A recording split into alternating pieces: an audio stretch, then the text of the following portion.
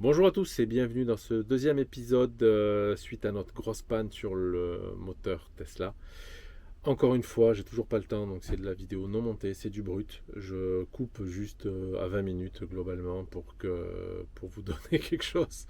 Parce que sinon, j'ai pas le temps. J'ai pas le temps. Il faut que j'arrive à dormir quand même. Mettre les mains dans le moteur en étant crevé, c'est pas possible. Et vous laisser sans rien voir de tout ça, c'est un peu dommage. Donc j'arrête les montages pour l'instant, je les reprendrai quand j'aurai vraiment le temps. Et voilà, vaut mieux que je vous envoie quelque chose régulièrement, pas génial, plutôt que rien du tout et que vous vous inquiétiez sur notre sort. Je vous remercie d'ailleurs de vous en inquiéter. Bon visionnage quand même et à bientôt. Bon, ça y est, ça fait plus de 44 heures que j'ai le décapeur thermique qui chauffe donc le stator. Alors c'est une situation un petit peu particulière parce que donc j'avais fait l'essai donc juste avec le coup de sèche-cheveux, ça n'avait pas marché. Bon, après en même temps j'avais mis 5 minutes, il y avait peu de chances que ça fonctionne, mais voilà. Donc qui s'est soldé donc par un échec. Et là je suis pris entre l'envie d'essayer pour voir ce que ça marche et la peur que ce soit encore un échec. Alors il y a d'autres techniques, hein, c'est loin d'être fini, même si cette étape elle fonctionne pas, mais j'ai envie de le monter, mais en même temps, j'ai pas envie de le monter. Je sais pas si ça vous est déjà arrivé. Ah, mais là, je suis un peu, ouais, je suis un peu en mode quand même. C'est compliqué. Donc voilà, je vous montre quand même comment j'ai fait ça. Hop.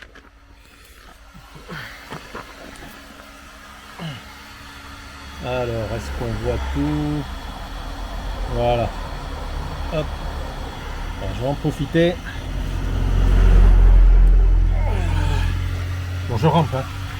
Mon pocket a un stabilisateur, mais à mon avis, ça ne va pas suffire. Donc voilà, donc là, je vais arrêter ça. Voilà. Donc, comme ça en même temps, je vous montre le bestiau. Donc le bestiau. Donc vous voyez, donc là, alors je l'ai laissé à cette température, c'est-à-dire que là, hop, là il faut que j'enlève la main. Hop, c'est à peu près ça. Donc je peux la laisser 5-6 secondes sans me brûler. Donc c'est pas, on n'est pas très très chaud, mais on est quand même relativement chaud. Donc voilà, je voulais pas abîmer les joints et tout dedans, donc je suis resté à une température raisonnable. Vous voyez, je peux mettre la main dedans. C'est quand même pas si chaud que ça. Mais c'est suffisamment chaud, je l'espère, pour pouvoir... Alors voilà comment c'est fait dedans. Pour pouvoir avoir enlevé toute l'humidité qu'il y avait éventuellement dedans. Donc, bon après il n'y a pas grand chose à voir, hein, mais voilà. Ça c'est le stator d'un moteur Tesla. Donc l'avantage d'avoir cette transmission du coup, c'est que je peux le pencher. Donc là bien sûr il peut pas tourner comme ça, hein, ça c'est évident, mais... Voilà, allez, je nettoie ça. Il faut que je nettoie tout ça pour pouvoir remettre de la pâte et remonter le rotor. Je vais essayer de filmer ça. Je ne sais pas si je vais y arriver parce qu'on n'a pas trop de place et on est au bord de la route. Je vais essayer. Bon, alors, le joint à l'origine du problème. Je vais vous montrer ça.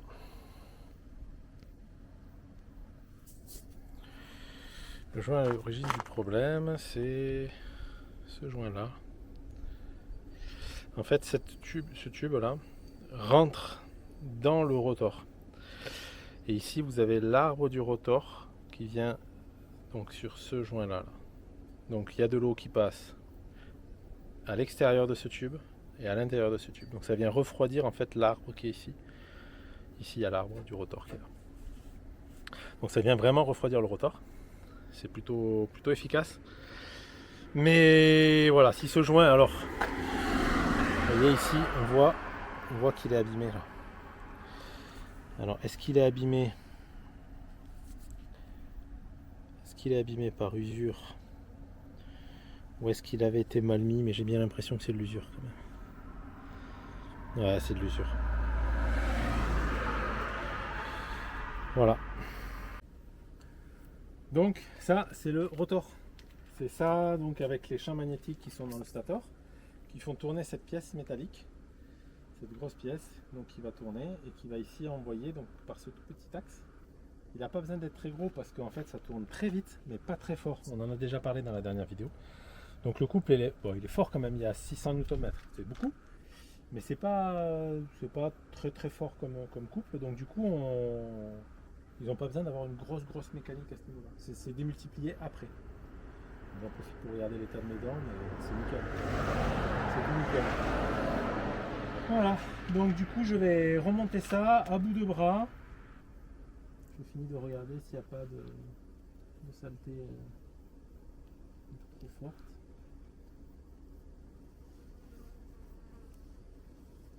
Ah, il y a eu de l'eau, hein. Ça c'est sûr que là il y a eu de l'eau.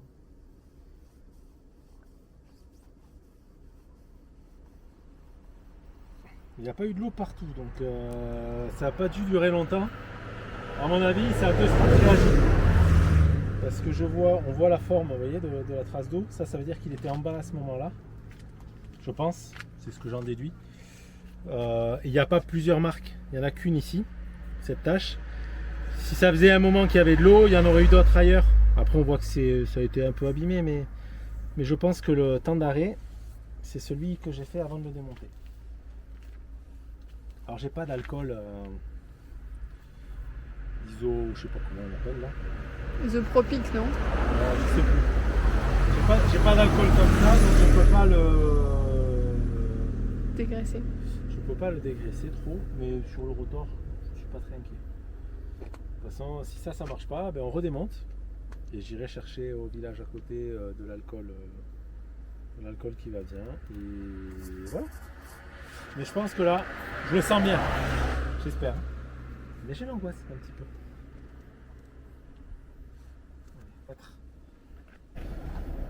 Bon, je vais mettre un petit peu de pâte à joint là. Je sais pas comment ça s'appelle. Ça là. Pour faire l'étanchéité, alors je suis pas sûr que ce soit nécessaire. Parce que c'est l'étanchéité à l'eau. Enfin si c'est nécessaire, mais c'est l'étanchéité à l'eau extérieure. Parce qu'il n'y a pas de liquide de refroidissement là-dedans. Le liquide il est uniquement dans cette partie-là. Et l'étanchéité est assurée avec un joint. Donc là c'est plus pour l'étanchéité pour que les éléments extérieurs ne rentrent pas. C'est pas aussi important que sur un joint de culasse ou un truc comme ça.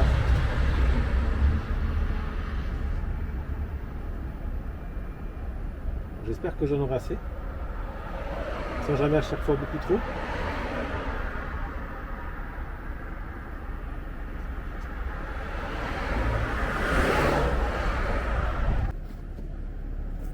Oh putain, j'ai pas filmé. Oh le dégoût! Bon, ben, vous voyez que ce moment, là je vais visser. Je suis désolé. J'étais persuadé d'avoir appuyé sur filmer. J'ai fait tomber la caméra. Je vous ai même dit désolé, mais bon, apparemment je filmais pas. Ça fait chier. Bon, c'est pas grave. Allez. Donc là, je mets les vis.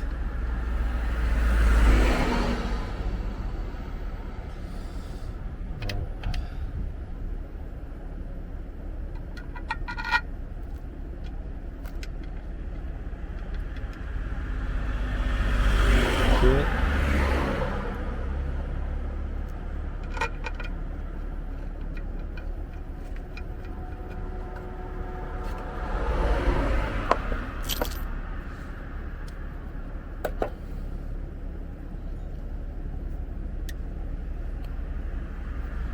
j'aurais pu prendre la visseuse pour cette opération, mais je vais le faire là.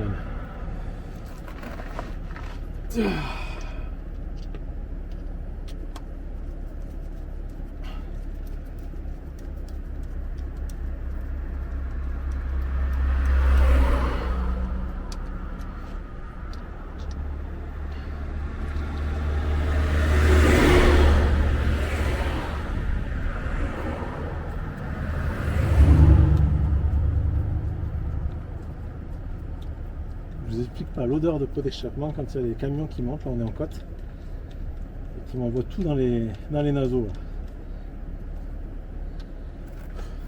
Bon, on n'est pas plaqué partout, donc on va pouvoir commencer à l'avancer.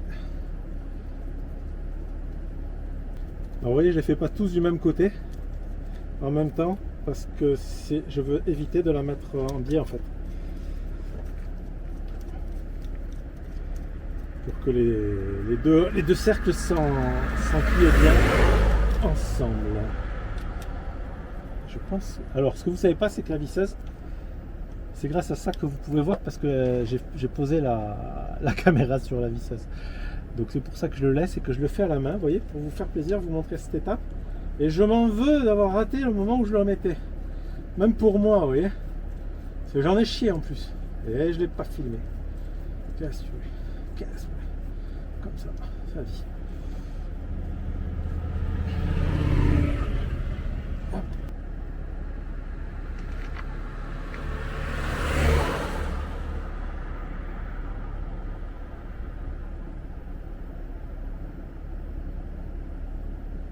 Ouais, je crois que j'ai un problème sur cette vis. Mince. Je crois que j'en ai d'autres, des vis comme ça, mais... Ouais, j'ai un problème. Faut pas forcer, je vais foirer l'autre. C'est pas très grave. Là où elle est, en plus, je pourrais la modifier plus tard. J'en ai d'autres dans le camping-car, je la mettrai plus tard. Enfin, je crois que j'en ai d'autres. Ou alors je lui filerai un coup de... Un coup de peigne, mais j'en ai pas. Mais je trouverai bien quelqu'un qui en a. Je vais quand même la mettre. Je vais quand même la mettre parce que vu qu'il y a la pâte, je voudrais pas que la pâte m'obture le filetage et me permette pas après de la remettre.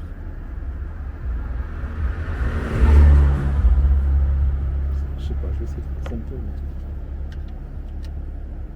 non, ça force beaucoup trop. Ok. Allez,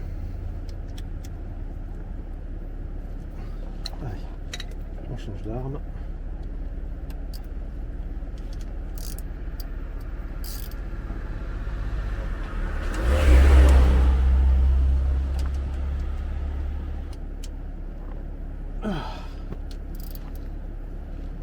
Ah, je crois qu'on est pas mal. Aïe aïe aïe aïe aïe aïe aïe.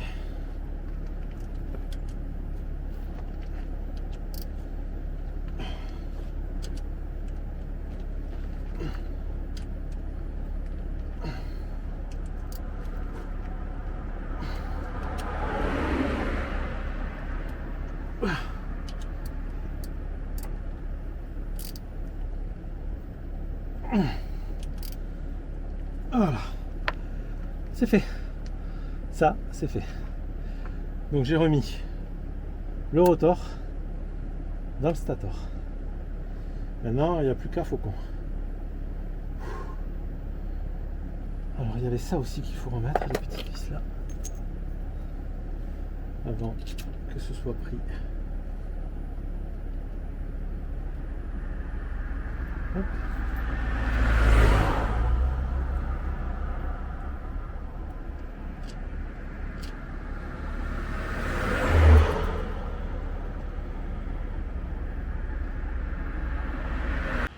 Bon, j'ai fini de remonter mécaniquement le moteur. Donc il est à sa place, il est fixé. Bon, je commence à prendre le coup. Je ne sais pas si c'est une bonne nouvelle ou une mauvaise nouvelle, mais je commence à prendre le coup. Donc là maintenant il me reste à remettre le liquide de refroidissement. J'avais envie d'essayer sans, juste pour voir si ça faisait sauter, comme ça m'évitait une vidange et compagnie. Mais je sais pas comment va se comporter l'inverter sur les premières secondes. Est-ce que ça ramasse, est-ce que ça ramasse pas? Et j'ai pas envie de griller l'inverter, donc je préfère perdre un peu de temps et je remets en eau et c'est pas grave. Écoute, je le revidangerai s'il y a besoin d'ouvrir. J'espère pas, j'espère vraiment pas. Bon, après j'ai plein de plans B, C, D, E, F. Le moteur tourne, donc tant qu'il y a de la vie, il y a de l'espoir. Donc je suis pas si inquiet que ça.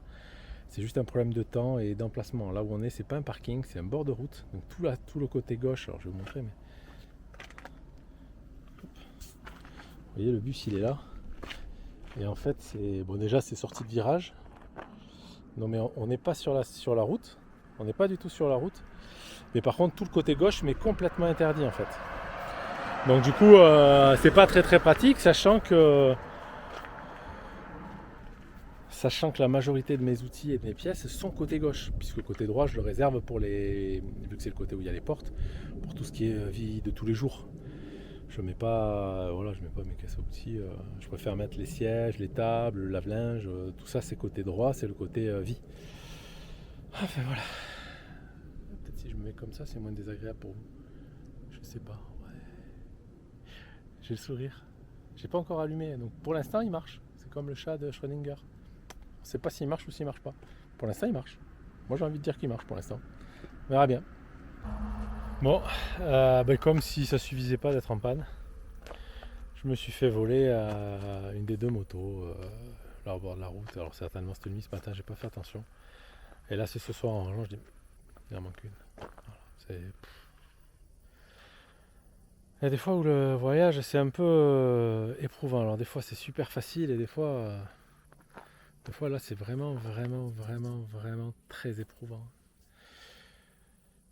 Ouais. Donc j'espère réussir à réparer cette panne, ça m'agace. Ça m'agace et voilà, j'ai passé déjà trop de temps dessus et ça plus le vol de la moto là, donne envie de rentrer quoi. Non, on va voir. Donc là c'est un peu perturbant. Ouais. On n'a jamais. Bon après c'est ma faute, hein, j'attache pas. Je pars du principe où les gens sont gentils quoi. C'est ma faute. Mais bon après on n'a jamais attaché les motos au Maroc, en Turquie, en Grèce, on les a jamais attachées nulle part. Hein. Si dans les grandes villes, mais là on est loin de la ville quoi. On est quand même loin de la grande ville. On est au bord de la route, immobilisé, et ça attire l'œil. Et voilà, mais bon. Ouais, c'est vraiment pas cool. Vraiment pas cool. L'ensemble des paramètres là, c'est pas cool.